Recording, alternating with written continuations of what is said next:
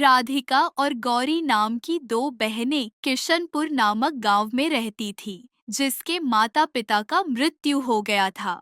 उसके बाद वह अपनी चाची के साथ रहने लगी। एक दिन की बात है, जहां राधिका अपनी छोटी बहन गौरी के बालों में कंघी कर रही है। गौरी उदास बैठी है। तभी राधिका ने गौरी से पूछा, क्या हुआ मेरी बच्ची? सुबह से इतनी चुप क्यों हो?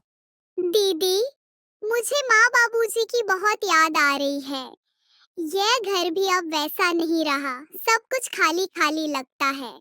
मुझे भी याद आती है गौरी, बहुत याद आती है, लेकिन हमें हिम्मत रखनी होगी। माँ बाबूजी यही तो चाहते थे कि हम हमेशा साथ रहें और खुश रहें। पर हम खुश कैसे रहे दीदी? अब तो कोई नहीं है हमारा। लीला मौसी भी। लीला मौसी के बारे में मत सोचो, हमें अपना रास्ता खुद बनाना है। तभी लीला मौसी अंदर आती है और तेज आवाज में बोलती है, क्या फुसफुसा रही हो तुम दोनों? काम धाम कुछ है कि नहीं? सारा दिन बैठी रहती हो। मौसी जी, मैं गौरी के बालों में कंघी कर रही थी। अभी घर का काम करती हूँ। काम? तुम्हें क्या पता काम किसे कहते हैं? मेरे घर में देखो कितना काम होता है। तुम दोनों तो बस खाने और सोने के लिए हो। राधा की मौसी की आवाज इतना तेज था, गौरी डर के मारे राधा के पीछे छिप गई। तभी राधिका बोलती है, मौसी जी, हमसे जितना हो सकता है मदद करते हैं। हाँ, खूब मदद करती हो, जैसे मेरे ऊपर कोई एहसान कर रही हो। याद रखना, जब तक मेरे घर में हो, मेरे नियमों से चलोगी। एक फूटी कौड़ी भी नहीं है तुम्हारे पास। कहाँ जाओगी अगर मैंने तुम्हें निकाल दिया तो?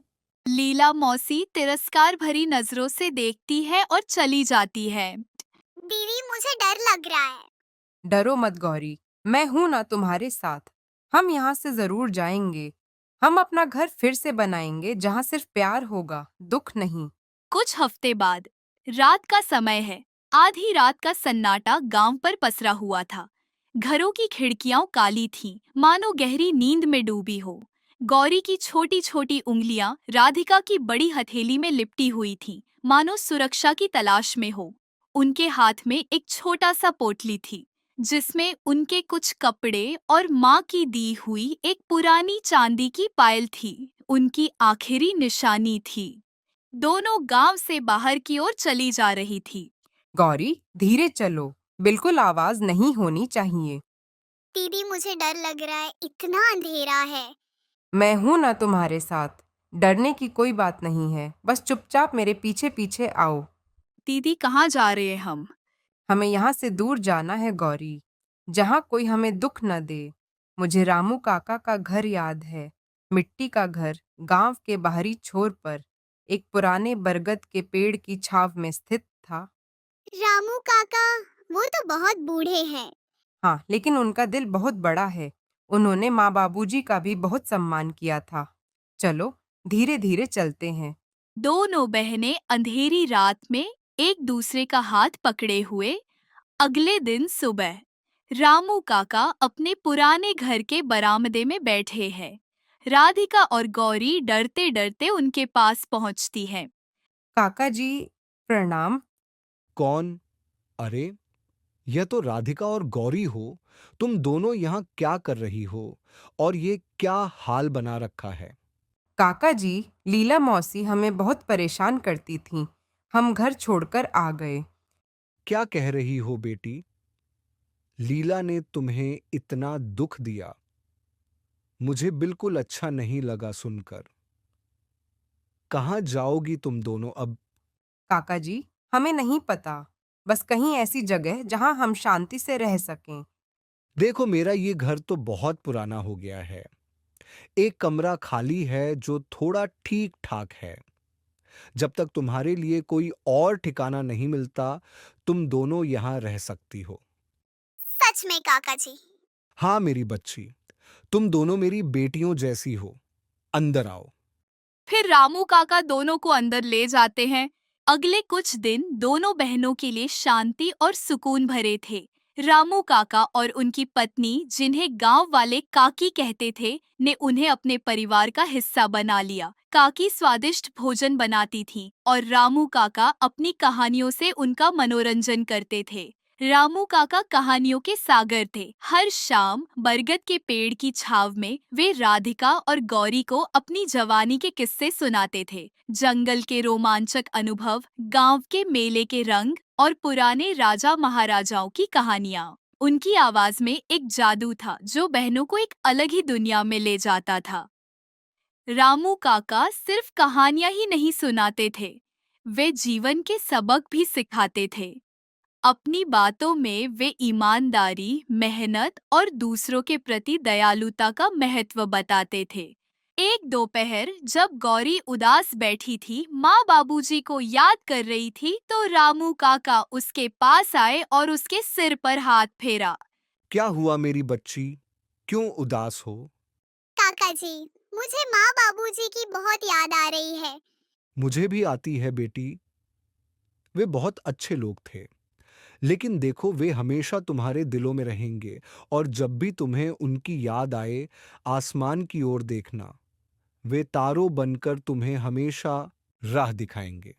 उसी समय सरला दीदी रामू काका के घर आती है। वह गांव की पढ़ी लिखी और समझदार महिला है। रामू काका, प्रणाम। सुना है गांव में 2 अनाथ बहनें आई हैं। क्या ये वही हैं? हाँ बेटी सरला, ये राधिका और गौरी हैं। इनके माता पिता अब इस दुनिया में नहीं रहे और रिश्तेदार ने भी इन्हें बेसहारा छोड़ दिया। यह बहुत बुरा हुआ। राधिका, गौरी, तुम दोनों बिल्कुल अकेली नहीं हो। मैं तुम्हारी मदद करूंगी। सच में दीदी, आप कैसे मदद करेंगी?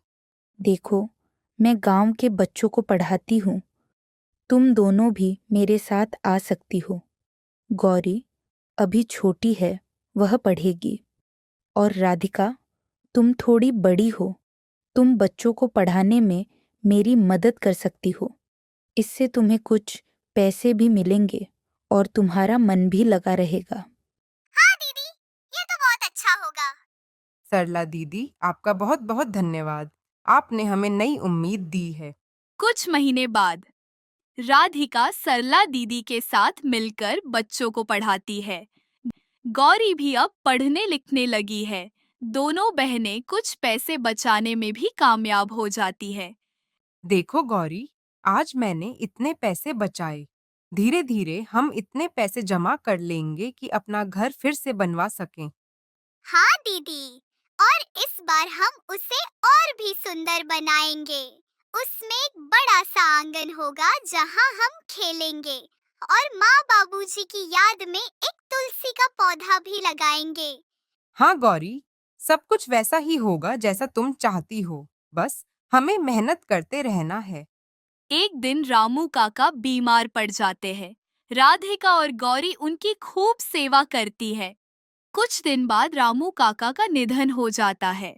दोनों बहनें बहुत दुखी होती हैं। रामू काका ने उन्हें सहारा दिया था और उनका बहुत ख्याल रखा था। गौरी, फिर से हम दोनों अकेले हो गए हैं। नहीं दीदी, हम अकेले नहीं हैं। काका जी ने हमें हिम्मत दी है और सरला दीदी हमारे साथ है। हमें अपना सपने को पूरा करना है। हमें अपना घर फिर से बनाना है।